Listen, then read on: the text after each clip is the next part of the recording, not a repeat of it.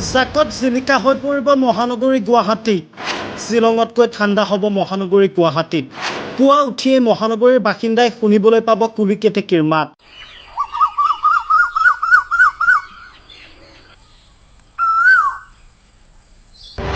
এক শতাংশও প্ৰদূষণ নাথাকিব গুৱাহাটীত।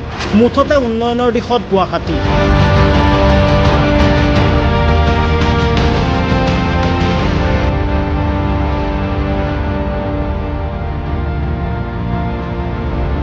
কথাবোৰ শুনি আচৰিত লাগিছে ন? আচৰিত নহ'ব, ভিজুৱেল চাওক।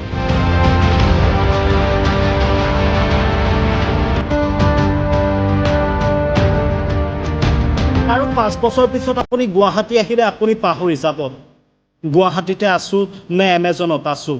ঘটনাবোৰ এতিয়া তেনেকুৱাই হৈছে। সলনি হৈছে আমাৰ নেতাৰ কনচেপ্ট। বেঙুনীয়া নহয়, সেউজীয়া হ'ব মহানগৰী গুৱাহাটী। গছ কাটি তহিলং কৰা চৰকাৰৰ এতিয়া প্ৰকৃতি প্ৰেম জাগিছে। পৰিৱৰ্তন ইনষ্টেণ্ট। দৃশ্য চাব। এয়া মহানগৰী গণেশগুৰিৰ দৃশ্য।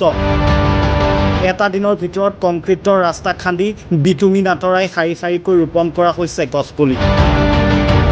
মুঠতে গুৱাহাটী এতিয়াৰ পৰা সেউজীয়া হ'ব। হোৱাৰ কাৰণো আছে। অসমলৈ আহি আছে জাপানৰ প্ৰধানমন্ত্ৰী। কেইবাটাও প্ৰজেক্ট হাতত লৈ অসমলৈ আগমন ঘটিব জাপানৰ প্ৰধানমন্ত্ৰীৰ। জাপানৰ প্ৰধানমন্ত্ৰীক আদৰিবলৈ অসম চৰকাৰৰ প্ৰস্তুতি এনেকৈ।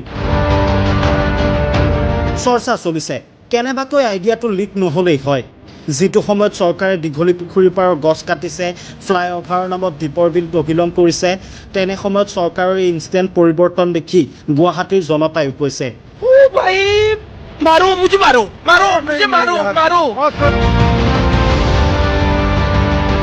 মুঠতে যিমানেই নকওক কিয়, জাপানৰ প্ৰধানমন্ত্ৰী অহাৰ বাবে গুৱাহাটীৰ বাসীয়ে উন্নয়ন দেখিছে।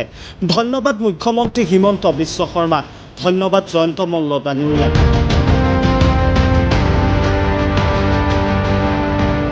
এটলিষ্ট গুৱাহাটীবাসীয়ে ইনষ্টেণ্ট উন্নয়ন দেখিলে। News desk, rising north east.